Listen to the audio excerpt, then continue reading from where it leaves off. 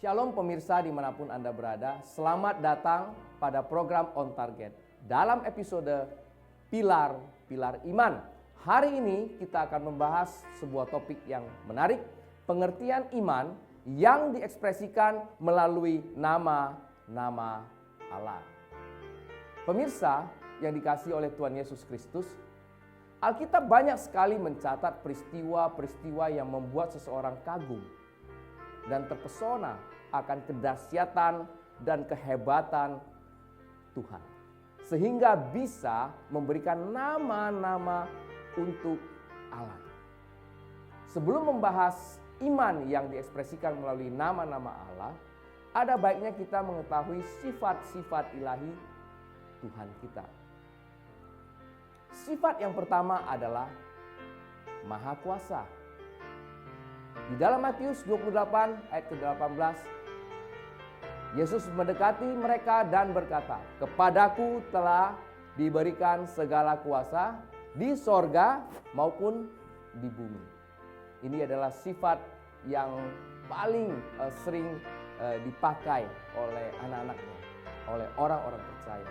Kuasa Tuhan, Maha Kuasa. Artinya Tuhan yang memegang kendali dimanapun kita berada. Yang kedua adalah Maha Tahu. Artinya apa? Tuhan tahu segala-galanya. Kadang-kadang sampai kita sebelum berbicara hanya ada di dalam hati, Tuhan sudah mengetahuinya. Jadi Tuhan Maha Tahu.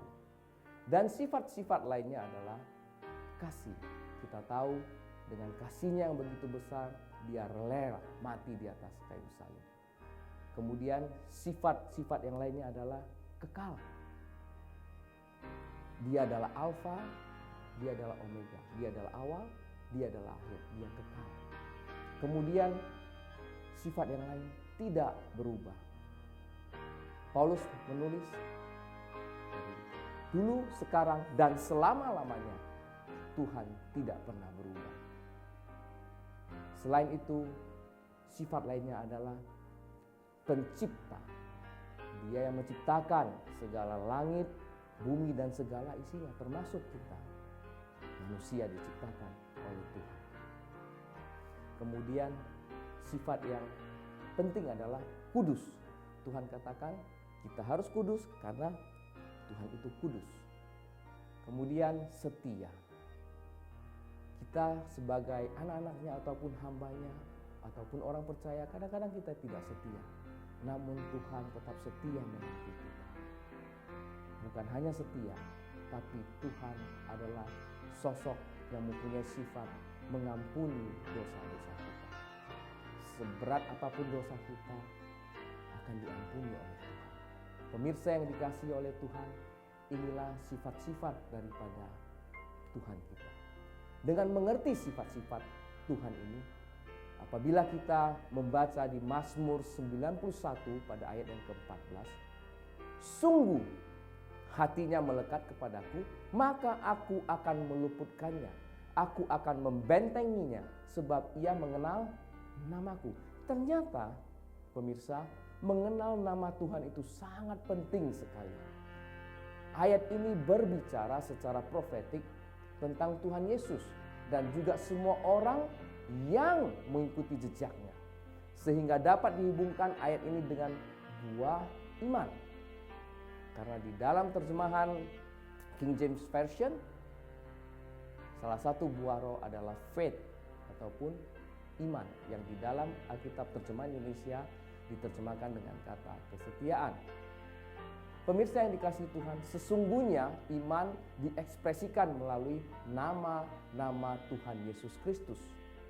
Melalui iman kita sampai kepada pengenalan akan Tuhan oleh keragaman namanya.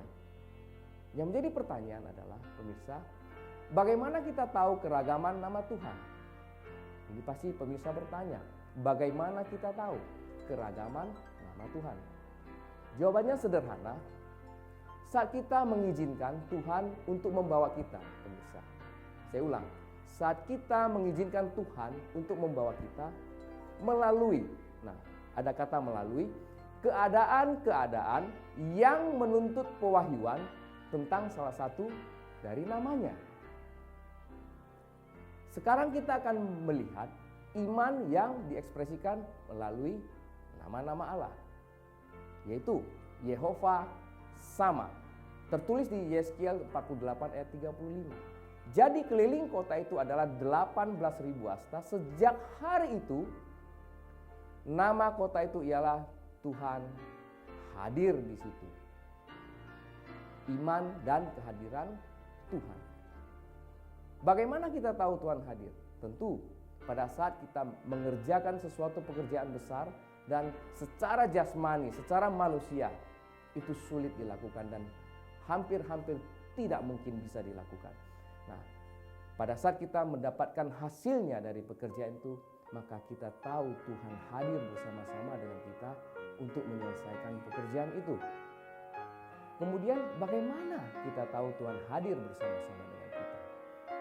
Pada saat semua orang meninggalkan kita, kita bisa merasakan Tuhan hadir bersama kita. Ada sebuah kesaksian seorang yang masuk di dalam penjara. Dia tidak punya saudara, tidak punya famili, dia terdampar di salah satu negara. Akhirnya Tuhan sendiri yang datang hadir di sana untuk berbicara dengan orang tersebut. Dan akhirnya orang tersebut saat ini sudah menjadi hamba Tuhan.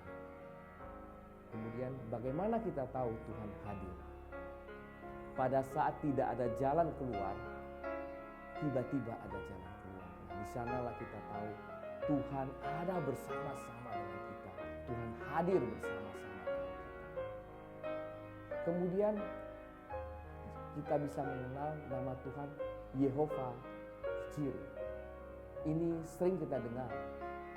Tertulis juga di Kejadian 22 ayat 14. Dan Abraham menamai tempat itu Tuhan menyediakan. Sebab itu sampai sekarang dikatakan orang di atas gunung Tuhan akan disediakan. Jadi Tuhan itu penyedia. Untuk mencapai iman yang bisa mengekspresikan nama Tuhan itu penyedia, Abraham itu berjuang sebenarnya. Kenapa? Karena pada saat itu Tuhan berfirman agar dia harus membawa anaknya untuk dikorbankan kepada Tuhan. Dan di dalam perjalanan itu anaknya Ishak sempat bertanya, "Bapak, ada kayu, ada api, di mana dombanya?" Wow, itu pertanyaan yang benar-benar membuat Abraham mungkin kesulitan, tetapi luar biasa. Dia bisa menjawab, Tuhan bisa menyediakan. Wow, dahsyat sekali imannya. Jadi untuk mencapai pengertian tentang nama-nama Allah, kita harus membiarkan Tuhan membawa kita melalui jalan-jalan yang menuntut pewahyuan tentang nama. Kemudian Yehova Rafa. Pemirsa yang dikasihi Tuhan, Tuhan penyembuh kita. Kita tahu di dalam pelayanan Tuhan Yesus selama 3,5 tahun, banyak sekali mujizat yang dilakukan untuk menyembuhkan anak-anaknya. Tuhan itu penyembuh kita. Tetapi bagaimana kita bisa tahu Tuhan itu penyembuh? Kadang-kadang ada suatu saat Tuhan membawa kita untuk bisa mendapatkan satu sakit penyakit. Dan pada saat kita sembuh dengan mukjizat, kita akan mengetahui bahwasannya Tuhan itu adalah penyembuh. Alkitab mencatat seorang perwira di Kapernaum yang mempunyai iman yang luar biasa, di mana dia meminta Tuhan Yesus menyembuhkan bawahannya.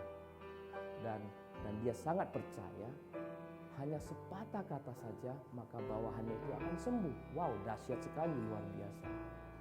Disitulah iman juga berperan untuk mengetahui bahwasanya Tuhan itu adalah penyembuh kita.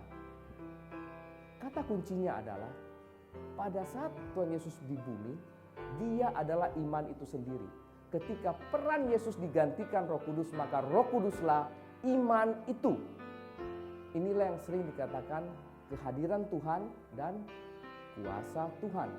Pemirsa yang dikasihi oleh Tuhan Yesus, selanjutnya adalah kita bisa melihat Yehova Sebaot. Tuhan bala tentara. Nah, kejadian ini pemirsa adalah di mana Yosua pada saat dia dekat Yeriko, dia melayangkan pandangannya. Berdirilah seseorang yang di depan dengan pedang terhunus di tangannya. Kemudian Yosua mendekati dan bertanya, "Kawankah engkau atau lawan?" Nah, ini pertanyaan, kenapa? Karena Yosua tidak mengenal sosok tersebut.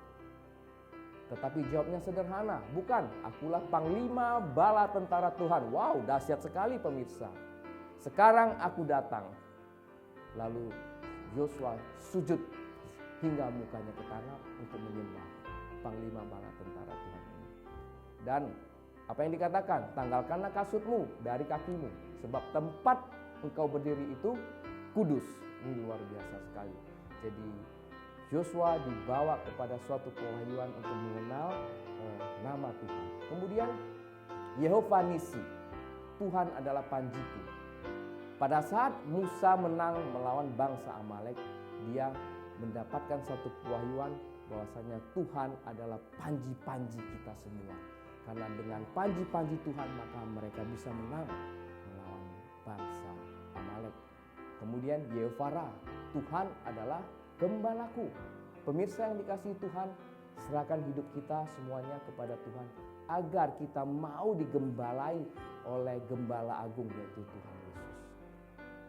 Demikianlah pembahasan kita untuk hari ini, dan kita akan kembali pada penayangan program On Target berikutnya pada waktu dan jam yang sama.